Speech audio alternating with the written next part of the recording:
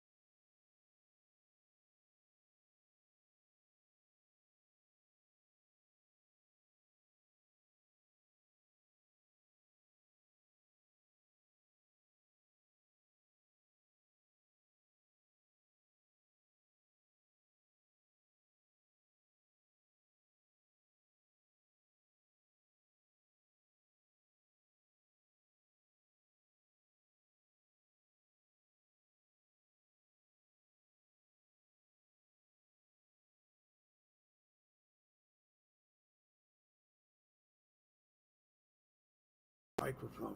Okay, we're back with our microphone there. Are we back with our microphone up here? We're back with our microphone up there. So it looks like we might have a short in our new mic cord, and we'll have to try to order a new one and get it in to fix that. We'll cut this off my screen so I can see. But anyway, that's part of the problem. Part of the problem also is evidently there seems to be a problem in the evening between my laptop and the house Wi Fi. I don't know if I'm getting, if I need a driver updated or something. I have looked through, I've updated as much of it as I can, but there still seems to be some kind of a problem. So, what we're going to do on Tuesday and Thursday nights at 7 p.m. is we'll run it off the hotspot on my phone, which gets a much better signal. And when I'm on the American Rebellion, Monday, Wednesday, Friday, Saturday at 7 p.m., we will try to run it on the hotspot as well. I don't know what the problem is. It seems to be a problem with my laptop, the house Wi Fi, and the fact that we're using a Wi Fi modem to connect to Comcast wherever it can. And my guess is that all of a sudden there's a rash of more usage between 7 p.m. and 9 p.m. on the nights that I'm either on a broadcast or trying to do a broadcast. So we'll have to look at expanding my hotspot to be able to do that. But that was part of what I wanted to test this morning. Uh, it does look like for the short term, that means that there may not be any more Boogie with the Bull morning caffeines Monday, Wednesday, Friday at 10 a.m. Uh, although it seems to be working okay on the house Wi-Fi, so we could.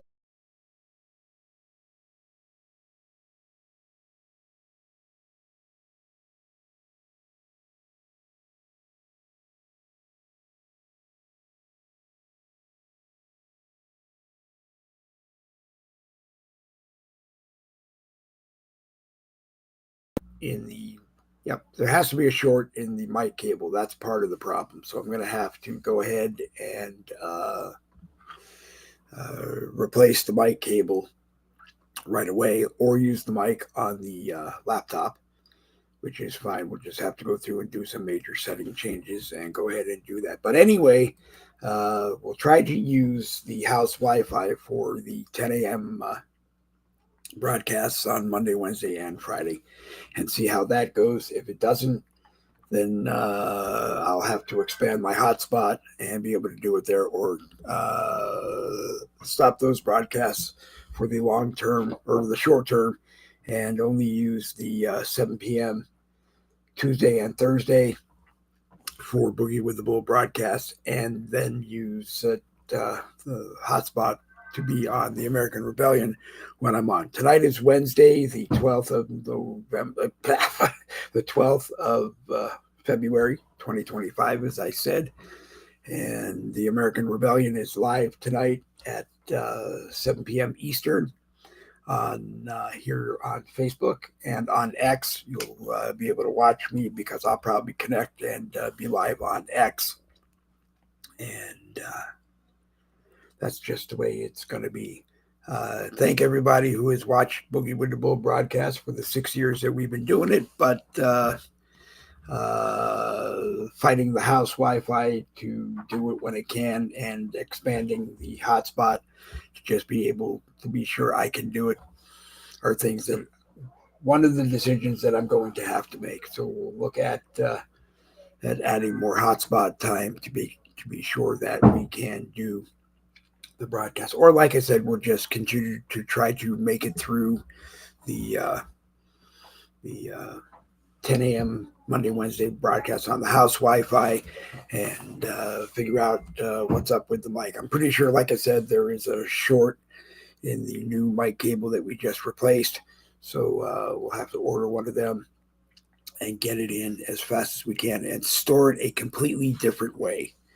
Because when we wrap it up at the end of the broadcast and unwind it for a new broadcast, we must be putting a short into it. So we'll just go back to disconnecting it and hanging it somewhere until we have to plug it in again. Anyway, I'm Dave Glow, and you're not. A lot of news, a lot of Dodge stuff going on, and will be going on for the long term. It's in court in some places to stop part of it, stop people from having access to some of the stuff that they are using in order to determine money that was fraudulently used in some cases, and or money that just doesn't need to be within some of the organizations of our government. And Democrats, your heads are going to explode because you've been caught. And that's the bigger problem. The problem isn't really that Elon Musk is going in and looking at different records in the Treasury Department database, or looking at the IRS database, or looking at Social Security and or Medicare, looking for fraud. The bigger problem is that you're getting caught because they have gone into USAID and found lots of things that you did wrong in the 4 years of the Biden administration. Okay, every president has probably abused USAID before, whether they were Republican or Democrat, and every Congress has probably abused it as well, whether or not they were Republican or Democrat. And it just happens that the Democrats abused it the most last time under the Biden administration, and it's now been reorganized with a lot shedded out of it, and that's just the way the game of politics is played. If you don't like that, well, then I'm sorry. But if you want to find out where money has been abused in the federal government, you have to go through and look at it. And it's going to expose a lot of people. Like I said, Republicans and Democrats. You have to understand that Republicans are just as guilty of taking money through USAID as Democrats are. Although right now, like I said, the Democrats are the minority party, the Republican Party is the majority party, so they're going to look at everything. And they're going to make changes based on what President Trump asks Elon Musk to look at, and see whether or not, like I said, there's fraud. And what President Trump can take care of by executive order, he will. And what he can't, I will assume that he will ask Mike Johnson and the Republican House to look at, and that's how it will be done. Personally, I think that the House and Senate oversight committees that have oversight over things like USAID and other branches of the federal government, they can decide whether or not Elon Musk should have the clearance to access those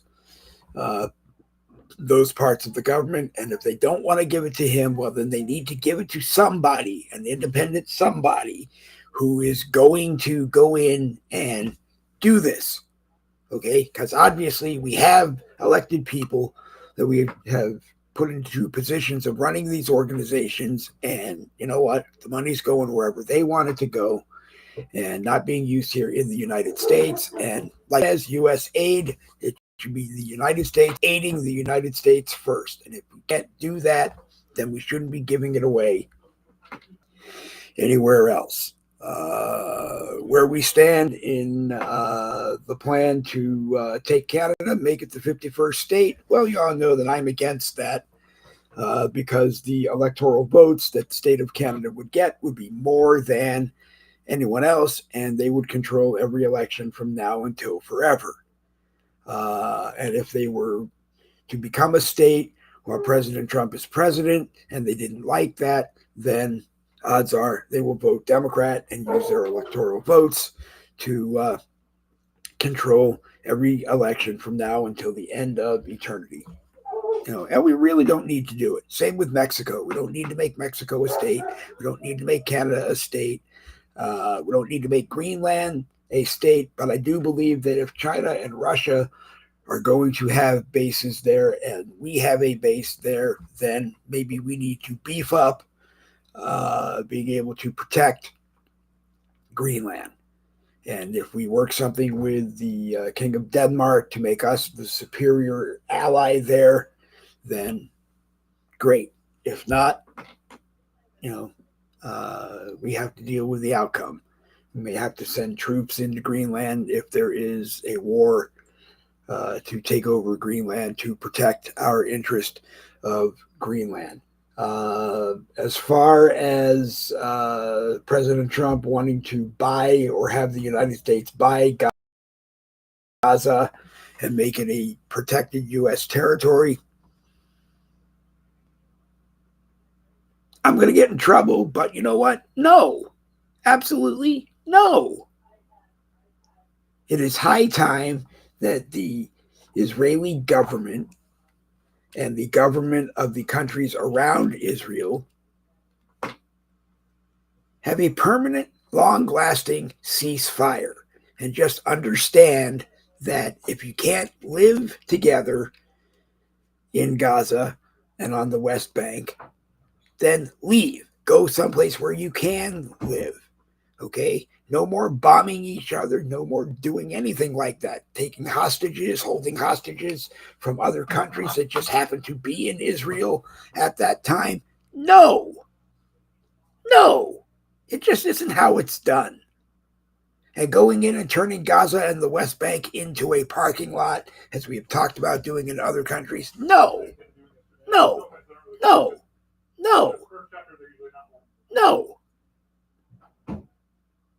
Can we help Israel run Israel better? Well, if we send the right U.S. ambassador over there, because we claim that Israel is our ally, but Benjamin Netanyahu is the prime minister of Israel, and he's going to do what he needs to do to protect his country, or in the next election, he won't be the prime minister. And if the prime minister is someone who is elected by Hamas because they control the Israeli Congress, well, then maybe we're in a world of hurt.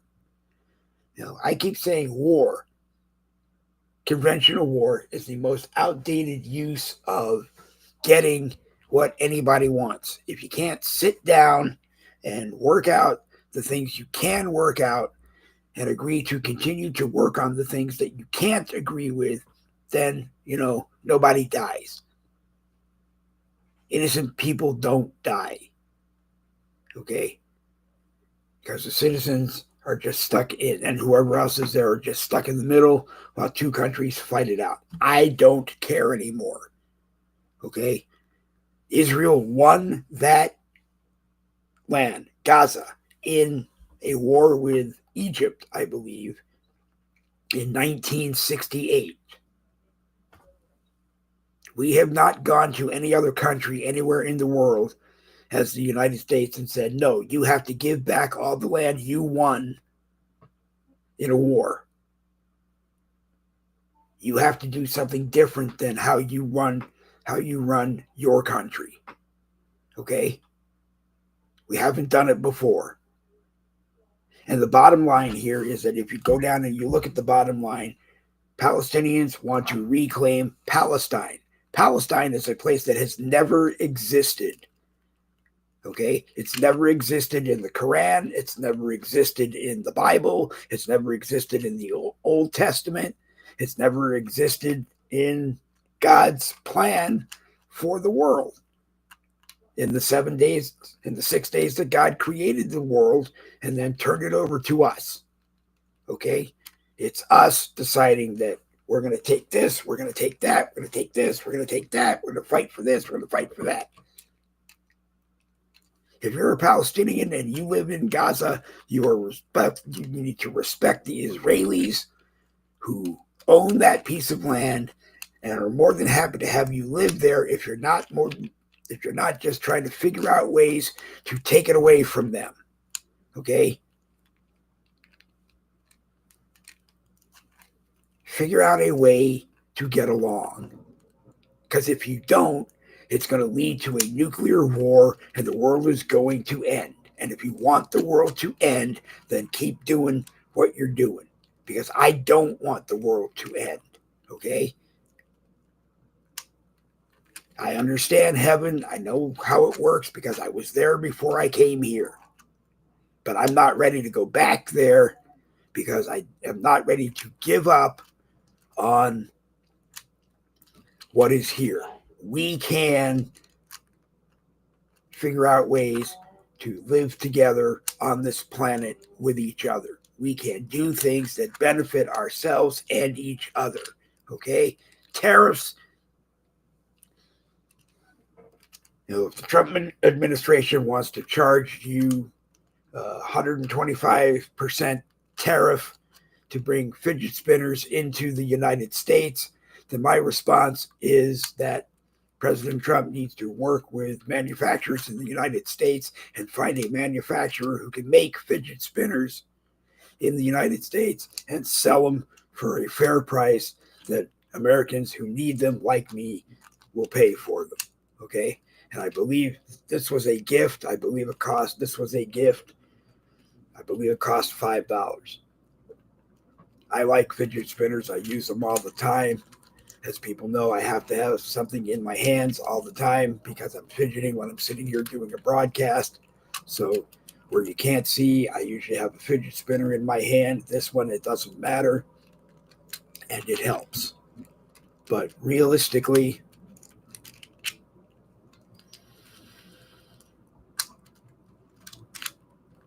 buying this country, buying that country, buying a piece of that country, no. And if anything, it's going to bring war into Israel because everybody's going to try to take the new and improved Gaza away from Israel. It's not just going to end. And President Trump can say, well, while we're rebuilding Gaza, we have to have arrangements with these other countries around Gaza so that people have a safe place to live.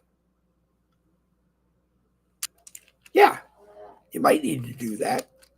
But you don't need to do that just so that you can build up Gaza so that somebody's going to take it away. Okay? We just need to stop. We just need to stop. And if you're watching the broadcast, you're more than welcome to come into the live chat on Facebook or the live chat on YouTube. And if you have Facebook Messenger, I will send you a link. Otherwise, I pretty much said what I needed to say. That I know that I am experiencing problems with my laptop and the house Wi-Fi between 7 p.m. and 9 p.m. And the only solution right now is to buy more hotspot and use hotspot for that. And then when it does not appear that the internet in the area seems to be being used at too much of a rate that I can't get a decent signal, then I'll have to start doing the morning ones on the hotspot, or give up the morning ones and just do the evening ones. Personally, I think I'd like to do Tuesday and Thursday at 7 p.m. and kind of let the morning ones go. Why? Because the morning ones don't get a lot of views anyway. It's always been iffy as to whether or not we can find people who can watch on Facebook or on YouTube, because 10 o'clock is a different time everywhere else. If you're not in Florida, 10 o'clock could be 8 o'clock in the morning. It could be 5 o'clock in the morning. If you're in Alaska, it could be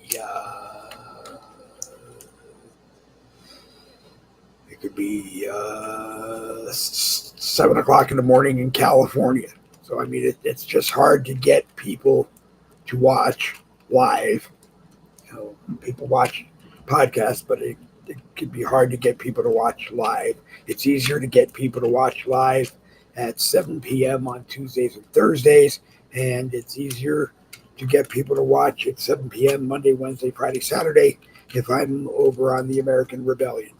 So that, I think, temporarily, while we can still do 10 a.m.s without the internet going too crazy on the house Wi-Fi, we will try to continue doing the 10 a.m.s on the house Wi-Fi, but the 7 p.m. Tuesday and Thursday will be on my hotspot, and my appearances on the American Rebellion, if they ever let me back on again, because I have now become the king of being bounced off, and I hate that disruption on anybody's broadcast. So, but if the house Wi-Fi can have me on there without if the hotspot can have me on there without being kicked off, then that's what I will do over there. Nothing personal, but I just don't think that there aren't enough live views to keep the 10 a.m.s going. Although, like I said, now that it looks like the house Wi-Fi is going to continue, maybe I'll just continue and do it anyway. So that's what you needed to know. Editorial-wise, you got my commentary for the day. I hoped that there would have been people that would have come in and wanted to share their commentary on my views of world happenings right now. And that's just all I have to say. So you've been watching Boogie with the Bull Wednesday morning caffeine, a copyrighted presentation of the No Budget Broadcasting Company. We're on Comcast Wi-Fi tonight, or this morning, I mean, and I'm not going to risk it tonight. I'll go on the American Rebellion on the hotspot and see how that goes. And anyway, I'm going to go enjoy the rest of the caffeine in my cup. I do want to mention the group We Need Patriots. We Need Patriots, which has just under 500 people in its first 3 weeks, and about another almost 400 invited members who I wish would accept their invitation and join and become active. The newsfeed in the group is active 24 hours a day. Also, we have Thank You for Being a Patriot. Thank you for being a patriot, which broke 100. It was 109, 110 when I looked at it last night. We're trying to get it up around 500 members and continue to work hard to grow it. We have some of the best admins on Facebook helping us grow a political group. It has a very active group newsfeed as well. Even when it only had 89 members, it had a very active group newsfeed. You'll notice that I did leave the group Conservative Politics. Great group of people. Newsfeed that is very active, but 90% of the people that want to join that group every day don't bother to fill out the two questions, which can take a yes or no answer. Really, you don't even have to write anymore. I appreciate it when you do write more, but they only need a yes or no answer. The requests to join the group were ones that didn't answer the question. It was deleting or declining them as they were coming in, and build a group to do it. I'm sorry, but conservative politics. Join the group, go over there, be active in the newsfeed, bring friends, ask them to answer the answer. If you answer the question, you get approval.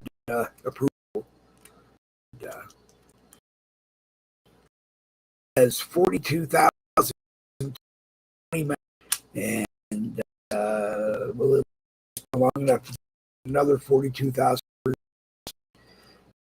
but very a very good group. So go over there and take a look around and join it.